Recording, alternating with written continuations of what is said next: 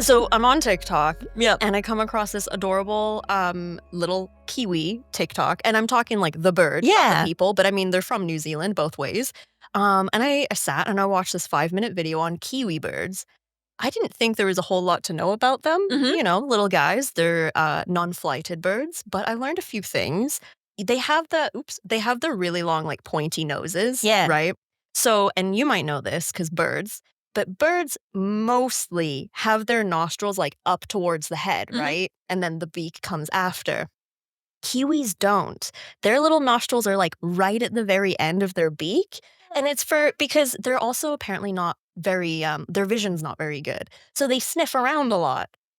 But the thing is, birds' beaks are technically measured from nostrils to tip. So even though the kiwi bird has a pretty long beak, especially for its body size, Yeah. it technically has the shortest beak of most birds because they only measure the little end piece. I love it. Isn't that so cute? So cute. I also learned too that they're even though they look fluffy and you would think being like flightless birds that they don't have feathers, they do have feathers. They're just like uber fluffy feathers. I love it. So, unfortunately, that's your fun fact for the beginning of the podcast because it's about to get real unfun. I'm glad that we started with something like cute and happy. Yeah, because it's about to get real uncute and unhappy. Yeah. Anywho, hello everyone. I'm Charlotte. And I'm Dina. Welcome to the Grim Curriculum. I paused there for a second because I kind of forgot where I was going with that. Am I? I almost said, hello everyone, I am the Grim Curriculum, so off to a good start. Before we go any further today, we will issue a warning about this episode. We cover a lot of heinous topics on the regular, but this story is really incredibly upsetting. Not only that, it is also considered extremely controversial. A few of you guessed it in last week's premiere. Actually, no, you didn't. I lie. A few of you tried to guess it and you didn't. Someone got close. Someone got real close, but you didn't. So, if you guessed ahead of time or you're on the Patreon and you saw the episode reveal earlier this week, we are covering the story of Andrea Yates, a former Texas resident who killed her 5 children in 2001 by drowning them in her bathtub. She was initially sentenced to life in prison, but was ultimately found not guilty due to reason of insanity 4 years later. It was determined that Andrea had been suffering from severe postpartum depression as well as postpartum psychosis. We have covered family annihilators in the past, and Andrea Yates is different for the obvious fact that she is a woman who killed her children. A large percentage of family annihilators are men who kill their children and oftentimes their spouse. We've talked about a few in the past, including John List, the Rupert family murders, as well as the deaths of the DuPont family. As always, we will cover this story as tastefully as possible. Our goal today is to talk about the effect severe mental illness can have on somebody, but also to explore a case where someone has done something inexplicably heinous, but is also found not guilty by reason of insanity. Because that is incredibly rare. We bring it up a lot because a lot of people try to use it. A lot of people fail to use it. So it's not often that it works in a person's favor. No. Something interesting to note about this case is that we found the 102-page forensic psychiatric evaluation done on Andrea Yates, which concludes with the statement that she was fully aware of her actions and knew what she was doing was wrong. So is Andrea Yates an incredibly evil woman, or was she simply mentally ill and therefore not responsible for her actions? As always, we want to know your thoughts at the end of this episode, so leave us a comment wherever you're listening or reach out at thegrimcurriculum@gmail.com. Andrea Yates was born on July 2nd, 1964, to parents Andrew and Karen Kennedy. She was the 5th of 5 children. She had 2 brothers and 2 sisters. Karen mostly worked retail positions before retiring, and her father, Andrew, was an engineer for Ford and later worked as a teacher. Her mother was described as supportive, sensitive, caring, and nurturing. After her father suffered a heart attack in 1986, her mother became his caregiver. During high school, Andrea was described as an outstanding student. She was president of the National Honor Society, captain of the swim team, and even first in her class of 608 students. That's pretty impressive, I would say. Oh, yeah. During that time, Andrea suffered from depression along with an eating disorder. At the age of 17, she spoke to a close friend about wanting to end her life. Andrea went on to study nursing at the University of Texas and ultimately began working as a registered nurse at the University of Texas Anderson Cancer Center. People who knew her thought of her as quiet and reserved. She began dating at the age of 23, but the relationship ended badly. Andrea moved into Sunscape Apartments in Houston, where she met her future husband, Russell Rusty Yates. He was a NASA engineer who lived in her apartment complex. The two eventually moved in together and spent the majority of their time engaging in religious studies and prayer. The two married on April 17th, 1993, and shared with their guests that they wanted to have as many children as God would provide them with. They purchased a 4-bedroom home in Friendswood, Texas. 2 months later, Andrea was pregnant with their first child, a boy they named Noah. Shortly after that, Rusty accepted a job offer in Florida, and the family relocated to a small trailer in Seminole. It was around this time that Andrea became pregnant again, but unfortunately miscarried. Their son John was born 2 years later, and it seems this is when her behavior started to change. She became more reclusive and stopped engaging in her favorite hobbies. Their third child, Paul, was born 2 years after John. The family moved back to Houston, where they purchased a 350 square foot renovated bus, which became their home. Man, 2 adults and 3 kids, 3 very young kids in a bus? Well, to go from a 4-bedroom house Yeah. to a 350 square foot bus. Brutal. I can't say it would be a decision I would be happy with, but you never know. They bought it from Michael Peter Warrenecki, an extremist preacher. Andrea and Rusty were captivated by his sermons, and this led them further into a rabbit hole of religion and traditional values. It's interesting to me that he's a NASA engineer, or was at some point, Hmm. but very, very religious at the same time. I would not to make assumptions about anyone, faith can be a very different thing for different Yeah. people, but it strikes me as odd that someone who would be very, in my mind, scientific and, like, very logical Mm-hmm. to be this extreme of a religious person, but I guess you get caught up in it. Oh, absolutely. It was around this time that they also chose to homeschool the children. So, one of the things we're going to see in this story a lot is that escalating isolation when it comes to the entire family. Yeah. And it's already happened once in the fact that, like you said, we've moved from a big, beautiful house Yep. into a bus that was owned by an extremist preacher. Hmm. That's quite, I mean, it's a de escalation in the sense of like items and space and having things, Yes. but it seems like a big escalation in, like you say, the isolation. Well, especially for her because she was a huge swimmer. Yeah. She loved to jog, she was very active, and then all of a sudden she just stops doing all that. And then proceeds also to have another baby while in this sort of depression as well. Yes. Their fourth child, Luke, was born on February 15th, 1999. Conditions on the bus were extremely cramped. Andrea's longtime friend, Deborah Holmes, saw a change in her after her marriage with Rusty, but began to grow extremely concerned about her well being. She would later say that she felt Andrea was controlled by her husband and stopped thinking for herself. Andrea told her it was Rusty who wanted to have a lot of children. Rusty's job paid him a decent salary, which would later surprise Deborah. She noticed that he would often buy himself top of the line tools and computers, but kept Andrea on a very strict budget.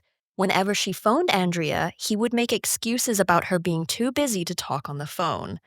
Also, big red flags already. So he would buy himself these like super expensive computers and stuff. Mm-hmm. Meanwhile, she would go to like the cheapest place that she could to get her hair cut. She had to cut all of the children's hair. Oh. She would buy all of their furniture at like garage sales and things like that. And he's making like it was something like $80,000 or $90,000 a year back in the late 90s, which was pretty significant. I can't imagine they're paying NASA engineers a pittance. Well, that's just it. I mean, God knows he probably went to school long enough that, you know what I mean? Like, Yep. when it costs that much to become something, you usually find in the long run they make a lot of money. Yep. Not always, but a lot of the time. The children were also isolated. They were allowed to play with the Holmes family, but other than that, they didn't really have any other friends. Shortly after the birth of Luke, Andrea's depression resurfaced in a big way. On June 16th, 1999, Andrea called Rusty while he was at work and begged for him to come home. When he did, he found her shaking uncontrollably and chewing on her fingers. The following day, she attempted to take her own life. She was transferred to the Methodist Hospital's psychiatric unit and diagnosed with major depressive disorder. This staff described her as evasive and unwilling to discuss her problems. She was prescribed an antidepressant and released shortly after. Soon after her release, she held a knife up to her neck and begged Rusty to let her die. Oh my God. She was again hospitalized and put on further medications, including Haldol, an antipsychotic. Her condition seemed to improve, and Rusty moved the family from the bus into a small house in an attempt to improve her mental health. Okay, so I feel like we've taken a step in the right Yeah. direction here, perhaps. The following month, she succumbed to another nervous breakdown. Sorry, guys, I spoke too soon. She attempted to take her life 2 more times. She was hospitalized again and diagnosed with postpartum psychosis. Her first psychiatrist, Dr. Eileen Starbranch, would later testify that she urged the couple not to have more children after Andrea told her that she wanted to discontinue her medication so she could become pregnant. 2 days later, Dr. Starbranch wrote the following in her medical notes. Apparently, patient and husband plan to have as many babies as nature will allow. This will surely guarantee future psychotic depression.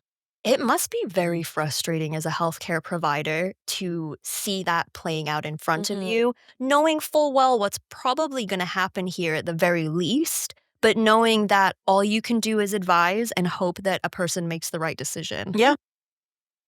7 weeks after Andrea's discharge, the couple conceived again, and on November 30th of that year, Andrea gave birth to their fifth child, Mary. She seemed to be doing better until the death of her father on March 12th, 2001. She once again stopped taking her medication, and soon after, she began self harming. She also, for a period of time, stopped feeding Mary. Once again, she was hospitalized and put under the care of Dr. Mohammed Saeed. She was deemed to be doing better and was released. Less than a month after she was admitted, she degenerated into what would be described as a near catatonic state. Andrea filled the bathtub in the middle of the day. She would later confess to police that she had planned to drown her children but decided against it. She was hospitalized the following day. Her psychiatrist determined that she was suicidal and that she had filled the tub to drown herself. Dr. Saeed treated her briefly with Haldol but discontinued it, saying that she did not appear to be psychotic. She was released 10 days later, and in her last follow up visit, he urged her to see a psychologist and to, I quote, think positive thoughts. Oh, I think she required a bit more than that, doctor. Mm. Dr. Saeed would later say in trial testimony that he urged Rusty not to leave Andrea unattended. However, he began leaving her alone with the kids for short periods of time in an attempt to improve her independence. In the weeks leading up to the drownings, Rusty told multiple family members that he was leaving her alone for an hour during the day and an hour in the evening so she didn't grow to be too dependent on him or his mother, who was coming by to help. Her mother was horrified by this. She stated that Andrea was not stable enough to take care of herself or the kids by herself. She noted that her daughter was clearly not in her right mind, especially when she saw her nearly choke Mary while trying to feed her solid food before any of the baby's teeth had come in. Her brother would later say that Rusty told him that all depressed people need is a swift kick in the pants to get them motivated. Well, Rusty, I bet you're laughing now. Like, come on. It's so frustrating. I went into this story with a lot of anger towards her Yes. for what she did, but where I'm at with it now, and maybe some of you listening may feel the same as well as you, is there were a lot of people in her life that completely failed her. Absolutely. And the fact that she's trying a cocktail of antidepressants and Mhm. antipsychotics. I mean, we've all watched Grey's Anatomy or, whatever, Chicago Hospital. You've all heard, like, give 5 of Haldol. Haldol is a strong antipsychotic.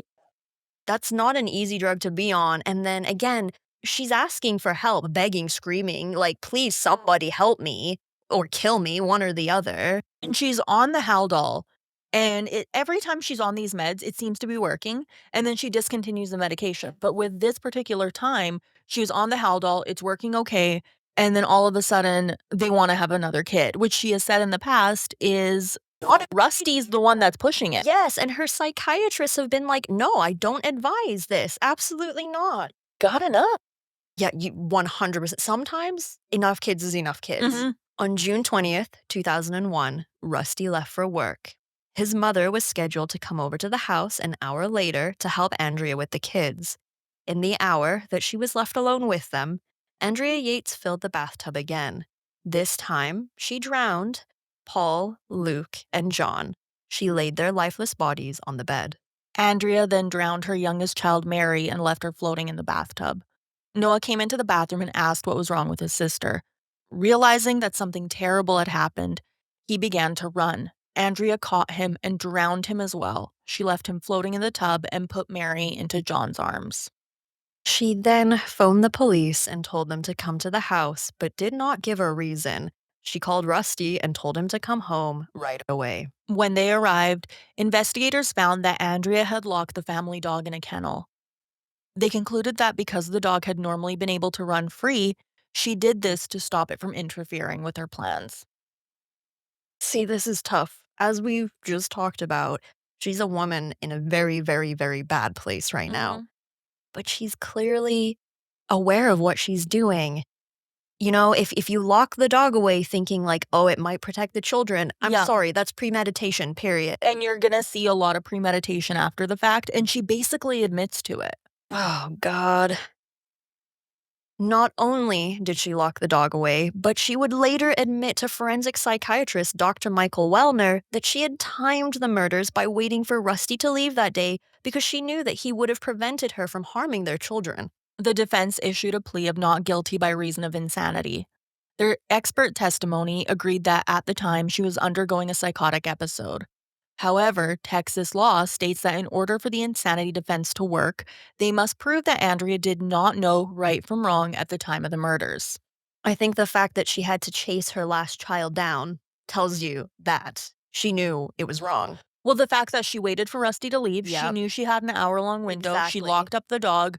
That is the one thing, because again, we said she was found not guilty. Mm-hmm. That is where I don't agree with it because, like you said, it's premeditated. Mm-hmm. She obviously knew what she was doing. 100%. Now, why she was doing it, I can't make head or tails of that. It doesn't make Mm. any sense to me, but she's clearly a woman having a psychotic break, so there is that.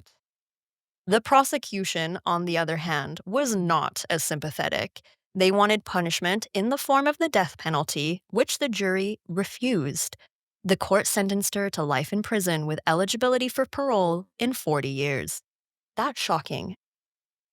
I'm shocked that the jury didn't allow for the death penalty. Mhm. And I can see, on one hand, you're a jury looking at a very depressed, sad woman who is a mother Mhm. and not wanting to put that person to death. But on the other hand, as a woman, not a woman that has children, but I love kids. Like, Mhm. nothing in you should make you want to hurt kids, never mind your own. Yeah. I could, me being sat on that jury, I'd be like, oh, hell no. We have to do better than parole in 40 years. Not only that, it's the fact that this wasn't one fell swoop. You know, she didn't line up and shoot them. I know that sounds awful, but what I'm saying is she had to go through the motions 5 separate times in order to Mhm. kill her family. Yes. While in prison, Andrea admitted that she had considered killing the children for 2 years prior to the murders. She told her psychiatrist that Satan had influenced the children and made them disobedient. She also said, It was the seventh deadly sin. My children weren't righteous. They stumbled because I was evil. The way I was raising them, they could never be saved. They were doomed to perish in the fires of hell. Now, is this true religious psychosis? Because I could see it. They're a very religious family, Mhm. and it tends to do weird things to the brain. But on the other hand, are we trying to be religiously psychosis for an insanity plea? Right? Yeah, I thought that too. Could go either way for me. On January 6, 2005, a Texas Court of Appeals reversed her conviction, saying that Dr. Park Dietz, a prosecution witness, admitted that he had provided false testimony. He stated that shortly before the killings, the TV show Law and Order had featured an episode where a woman drowned her children and was found not guilty due to reason of insanity. He implied that Andrea may have seen this episode and that it could have given her the idea to commit her crimes and avoid a jail sentence. Oh, wow. But did Andrea even have an access to a TV that was playing Law& and Order SVU? Like, can you prove that she saw that episode? Well, a former writer of the show Okay. confirmed that no such episode ever existed. The court decided that this testimony could have swayed the jury, so this episode never happened. Oh, okay, so we're just throwing the whole thing out for, let me look, no reason. Yeah. That's just like a bullshit claim. If the guy hadn't done this, she would be in jail right now. Oh my god. This episode doesn't exist. No, it just never happened. Oh my lord. That same year, Rusty filed for divorce. Soon after, he married a woman named Laura Arnold, and the two had a child, but that marriage did not last. Well, not to shit on Rusty here. I mean, he is the father that just lost 5 children Mhm. at the hands of his wife. So, but I will say Rusty, not the best dad in the first place. So it kind of doesn't surprise me that his next relationship also. He's not husband of the year. I don't think so. On January 9th, 2006, a new trial began. Andrea once again entered a plea of not guilty due to reason of insanity. Rusty Yates blamed a lot of what happened on Dr. Saeed, saying that he was responsible for treating his wife's psychosis. He also added that she was too sick to be released from her last stay in hospital and that they had no choice other than to let her out due to insurance restraints. Woof. I Mhm. kind of forgot about that being a thing in the States. Yeah, If they literally couldn't afford to keep her in psychiatric hold, doesn't matter if you think it's right or wrong, they're not gonna let you. brutal. Andrea's family, along with Rusty, also claimed that her medication was improperly prescribed, which led to her violent behavior. The media claimed that Michael Peter Warrenecki, the preacher, held some responsibility when it came to the murders. They stated that his fire and brimstone preachings drove Andrea to believe that her children were doomed. Both Michael and Rusty denied these accusations, saying that they were not very close and that Michael had only attempted to help them strengthen their marriage. Rusty seemed to be convinced that Andrea would walk free. Author Suzanne O'Malley wrote the following. During the trial, he successfully maintained the position that Andrea would be found innocent. He had fantasies of having more children with her after she was successfully treated in a mental health facility and released on the proper medication. He worked his way through various fixes for their damaged lives, such as a surrogate motherhood and adoption, horrifying Andrea's family, attorneys, and Houston psychiatrist before giving in to reality.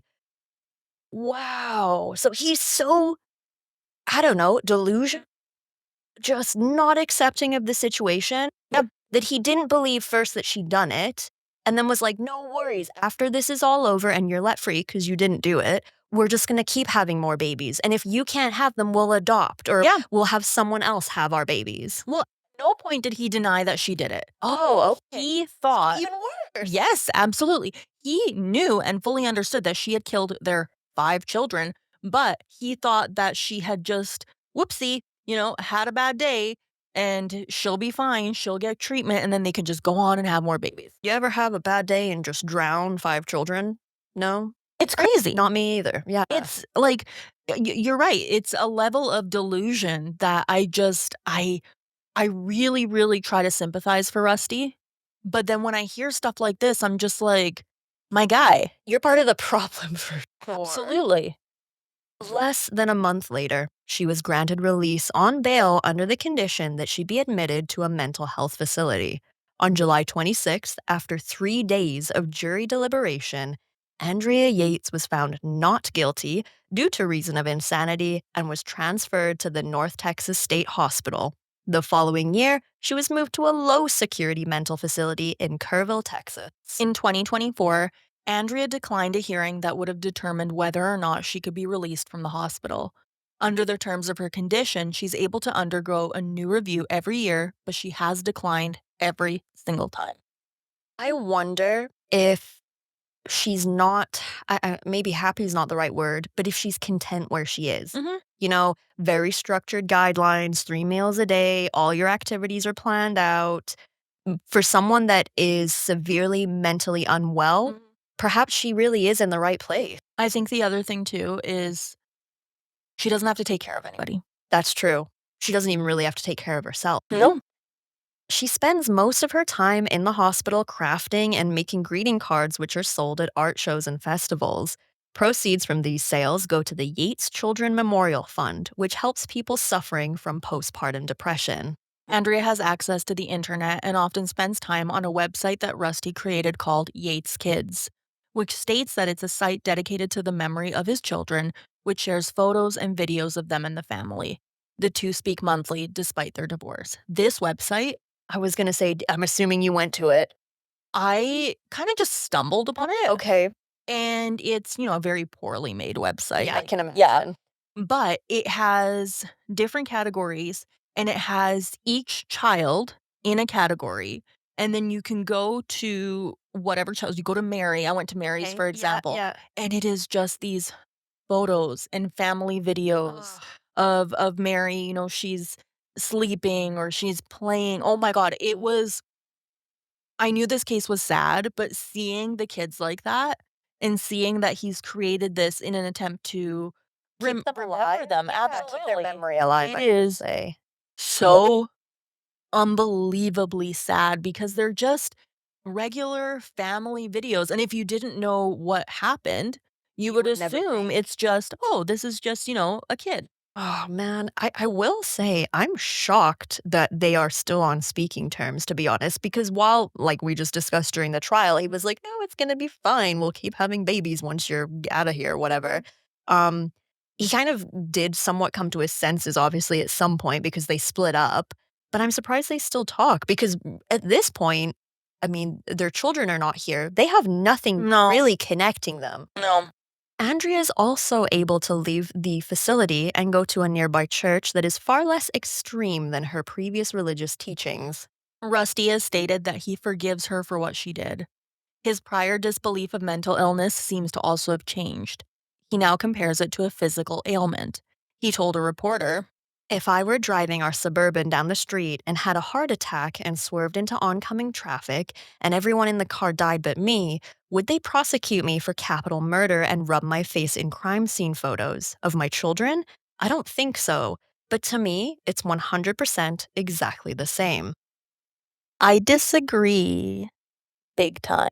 I can see the metaphor that he's trying to Yep. make, but I think we're comparing apples to oranges in this Mm. particular case because someone having a heart attack and, causing an accident or whatever is one thing, but the person having the heart attack doesn't wake up that day having the heart attack and then continue to go through the day having the heart attack and then gets into the car having the heart attack, knowing that they might die and cause a crash. Whereas Andrea Yates Yes. woke up that day, thought, I'm gonna wait till Rusty leaves, Mhm. bing, bang, boom.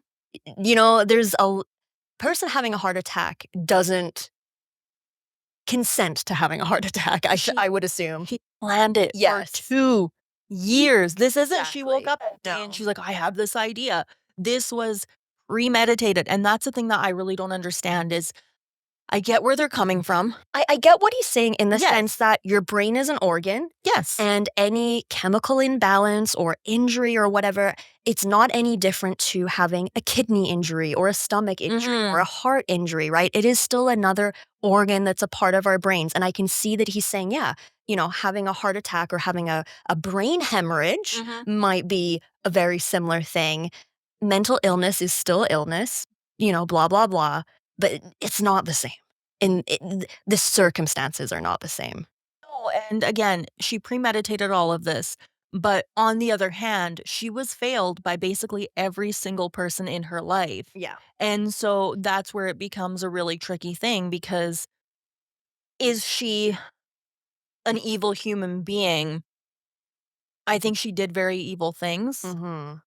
but don't know if I would necessarily go as far as to call her evil. I think she was very sick. I think she was overwhelmed. I think that she was struggling with her life. That doesn't excuse anything that she did, but I also think that it's a really good way to just look at the injustices that happen within the medical field, Yes. especially in the States where you have people who clearly need help and it's like, "Oh, no, I'm sorry, your insurance doesn't cover it. Go home." I still can't wrap my head around that, like, again, I'm probably preaching to the choir for the folks Mhm. listening out there, but it's if I get to the hospital and, okay, let's use the heart attack thing as just the example here. If I get to the hospital, have a heart attack, and they're like, "Oh, this life-saving drug that we need to use to clear the blockage in your heart is not covered by your insurance, and it's gonna cost you $60,000." I'll Mhm. be like, "Oh, well, I get just wheel me back out into the parking lot and, call the mortician." Yeah. People going bankrupt and losing everything because you woke up one day and like, discovered you had cancer? Mhm. Bullshit. Or, Yeah. people with eating disorders, and it's like, "No, I'm begging for help, but my insurance can't cover a therapist," or, whatever else. It's horrible. It really is, and I mean, this is a very extreme case of that, but I think this is just an example of the worst case scenario that can stem from these issues. Yep, she was failed many, many times. Mm. Decisions were made that put her in a very, very horrible position, and ultimately, she made one of the worst decisions I think you can make as a human Yeah, being. absolutely.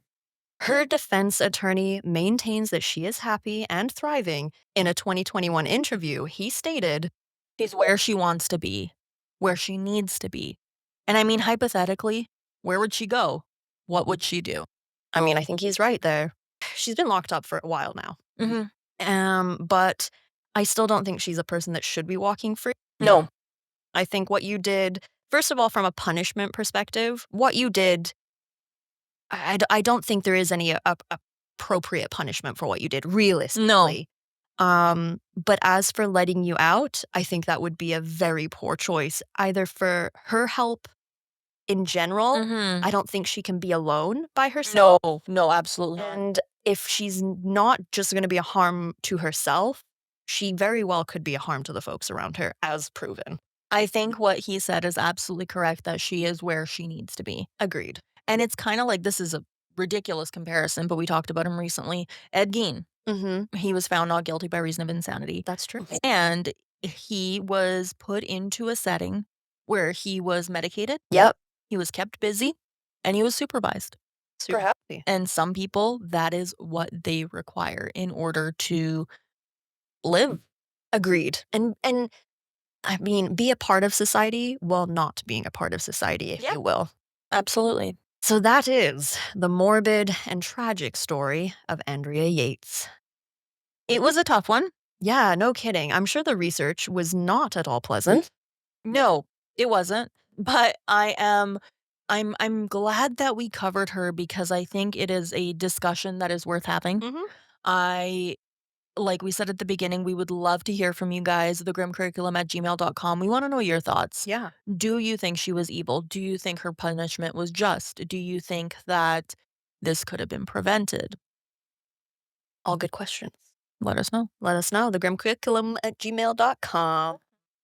All that to say, we are at the part of the episode, the outro, where we have a few housekeeping little things that we like to chat about. So, first things first, if you have been following us and listening for a while and you're not subscribed or following or doing all the things, what are you doing? Do it. Do the thing.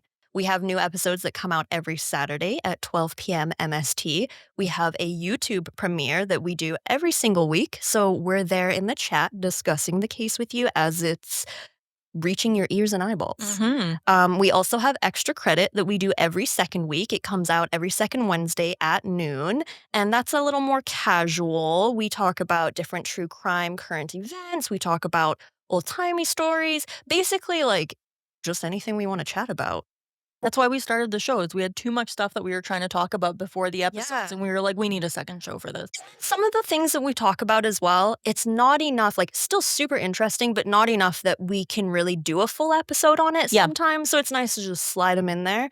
What else? We have a Patreon, and we always give a shout out to our Patreon VIPs at the end of our regular episodes. But if you want to check that out, there's a free tier, and then you get the early episode reveals for the free tier. If you want to throw a few bucks our way, then you get to see video versions of every episode.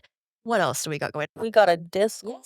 Oh. And our Grim VIPs, the top tier, get a shout out at the end They of every do. episode. So a huge thank you to Atlantean Jedi, Judy, Steven Centauri, Paranoid Pop Rocks, Bob, Brian, Kevinus Musicus, Nova, Lisa, Mayhem Mudkip, and Yegpa. Thank you. Thank you. Y'all are amazing. And thank you all again so much for listening. This has been The Grim Curriculum. Okay, so my fact actually has to do with Andrea Yates Oh. and the rapper Tech9, Yes. Okay. whose real name is Aaron Yates. Oh. He has a song in which he says, "Sick mothers, drowning they babies, and why I got the same last name as Andrea." That's hilarious. Hell yeah, Tech9. I wouldn't want to have the same last name as Andrea either. Bye.